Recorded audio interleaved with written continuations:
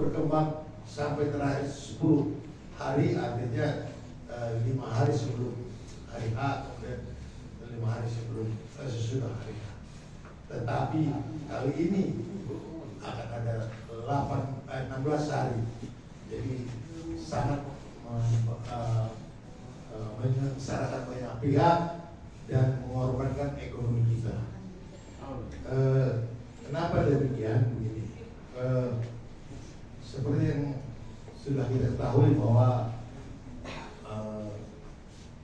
truk ini adalah merupakan urat nadi perdagangan kita, menjadi pilar utama di dalam pembangunan ekonomi kita, supaya bisa diapakan pada hari sebelum hari H dan pada hari itu maksimum yang menurut perhitungan kami, karena ini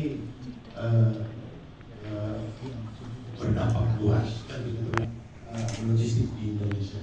Jadi kita tapalah besok tanggal 20, 21 stop, kemudian hari Sabtu, hari Minggu stop, dan ada 4 hari di situ, jadi total 20 hari. Ya, itulah kira-kira akan keluar dari garasi. Cuma beberapa truk yang kita pergunakan dalam rangka untuk menahan arus ataupun sinkron antara pimpinan dan tertinggi dengan menterinya. Ini perlu kita jaga. Kedua, kami membaca rilis dari Wakapolri. Wakapolri menyatakan bahwa laju terhadap mudik pada tahun 2025 ini akan turun 24,6% dibanding dengan tahun 2024. Berarti di situ dilihat ada penurunan orang mudik. Tapi di sisi lain Korlantas meningkatkan pelarangannya 60% dari tahun sebelumnya. Ini antagonis terjadi di kepolisian, antagonis terjadi di perhubungan, sehingga kita menjadi sengsara rakyat ini. Stop ini akan mengakibatkan pengemudi tidak mempunyai penghasilan selama 16 hari, dan dampaknya juga termasuk kepada para buruh di pelabuhan akan tidak bekerja selama 16 hari. Di samping itu, kapal-kapal yang datang dari luar negeri akan bongkar di pelabuhan Tanjung Priok, maka kembali pasti kosong karena tidak ada kontainer yang masuk di dalam untuk diangkut ke luar negeri. Dan bahkan apabila ini terjadi stagnasi, maka kapal luar negeri ini akan pulang membawa kontainer itu kembali karena nggak ada bisa tempat permuat. Di sisi lain kita melihat bahwa industri akan kekurangan barang baku dan juga berarti faktor produksi akan berhenti sehingga buruh-buruh di pabrik juga tidak akan bekerja. Inilah akibatnya yang akan kita rasakan. Lanjut mungkin nanti disampaikan oleh Asdegi bagaimana mengenai demo rate, kemudian harus dibayar, kemudian juga kapal segala macam menjadi korban akibat daripada kebijakan yang keliru ini. Mungkin biaya progresif apa? Yang pertama adalah biaya penumpukan di pelabuhan. Ya, biaya penumpukan di pelabuhan ataupun di port terminal. Ini berlakunya progresif dari yang mungkin 3 hari pertama itu 100%, mungkin 3 hari berikutnya bisa 200%, ya, jadi lonjakannya sampai ke 900%, dan itu terjadi. Jadi ini juga menjadi bahan pertimbangan untuk bisa menurunkan logistik cost. Ya, kalau memang 2 minggu ini kita bisa antisipasi, kita bisa mengurangi beban importir maupun beban pengusaha logistik untuk membayar hal yang sebenarnya tidak perlu.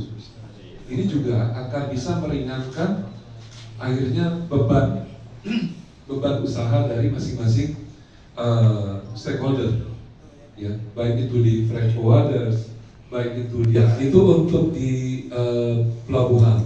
Yang satu lagi adalah biaya demurrage. Biaya demurrage itu biaya yang dikenakan oleh perusahaan pelayaran untuk sewa kontainer, istilahnya begitu.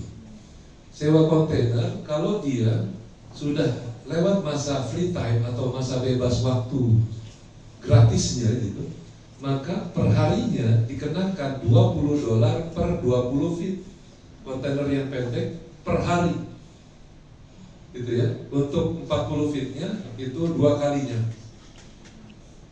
Dan ini sangat sulit sekali untuk meminta dispensasi kepada perusahaan-perusahaan pelayaran karena kewenangannya ataupun kebijakannya tidak dilakukan di Indonesia. Kebijakan mendapatkan pembebasan atau keringanan demurrage tersebut harus dilakukan di negara asal, ya, di country of origin.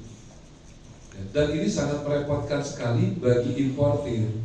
Karena kenapa hari ini kami juga hadir, ya tadi, dan masing-masing rata-rata di waktu-waktu normal setiap bulannya kurang lebih 7.000 sampai 8.000 kontainer itu in out, keluar masuk depo, ya teman-teman ya.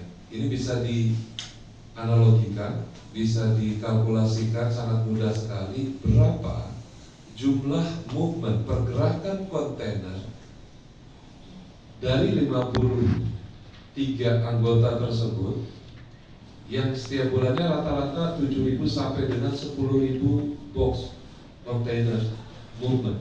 Artinya dalam 2 minggu sudah terbayar lebih dari sekitar 300.000 kontainer ini yang akan terhambat.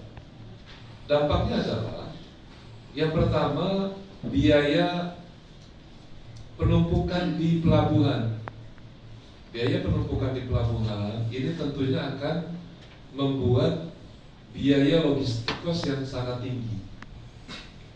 Yang kedua, apabila kontainer-kontainer tersebut tidak dapat dikembalikan sebelum masa waktu libur, maka importir, ya dalam hal ini mungkin diwakili oleh Ginsi, ya, ini akan menanggung biaya demurrage. Biaya demurrage itu adalah biaya sewa kontainer dari mulai batas waktu yang ditentukan, yaitu pelarangan tanggal 24 sampai dengan tanggal 8 April. Dan perhitungan biaya demurrage itu dengan US dollar, ya, $20 ya, untuk 20 feet per hari. Dan ini berlaku progresif, teman-teman. Ini mungkin yang di pelayaran nanti juga cukup paham sekali. Jadi dampaknya bukan hanya kepada Aptrindo dalam hal ini untuk angkutan darat, akan tetapi kepada stakeholder. Ya, diantaranya tadi ada pelabuhan, ada shipping line, ada importir, ada perusahaan freight forwarders, ya, pihak-pihak yang mengurus MKL. Bagaimana dengan nasib mereka 2 minggu ini? Ya, pada saat ini diberlakukan. Kami tidak menolak sebenarnya apa yang dicantumkan di dalam SKB tersebut 100% tidak. Akan tetapi kita mengusulkan lamanya durasi pelarangan. Kalau yang sebelumnya tadi disebutkan oleh Pak Gemilang bahwa sebelumnya, tahun-tahun sebelumnya cukup 2 hari sebelum Lebaran atau setelah Lebaran 2 hari gitu ya. Atau kita coba ambil jalan tengahnya. Ya, saya rasa pemerintah juga cukup bijak untuk bisa mempertimbangkan pelarangan. Ya, yang mungkin kalau menurut saya perhitungan H-3 plus H+3 itu sudah cukup bagus dan cukup membantu iklim ekonomi kita yang saat ini menurut saya sedang tidak baik-baik saja. Dan ini juga cukup membantu bagi para pengusaha. Kebetulan saya dan Pak Tarikan juga sebagai pengusaha ya, kita memiliki tanggung jawab terhadap karyawan-karyawan kami yang bekerjanya 12 bulan. Akan tetapi kita harus pikirkan gajinya 13 bulan gitu. seperti teman-teman media juga kalau nggak dibayar THR-nya pasti nanti ngamuk. Saya diprotes. Ya, jadi ini bagian dari tanggung jawab kami untuk bisa tetap menstabilkan iklim ekonomi yang kita jalani saat ini.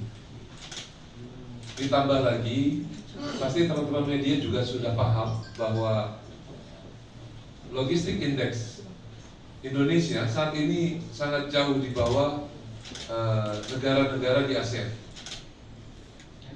Ditambah dengan logistik cost yang sebenarnya dari Presiden Prabowo sendiri menekankan untuk penurunan logistik cost bagi usaha yang kita jalankan saat ini.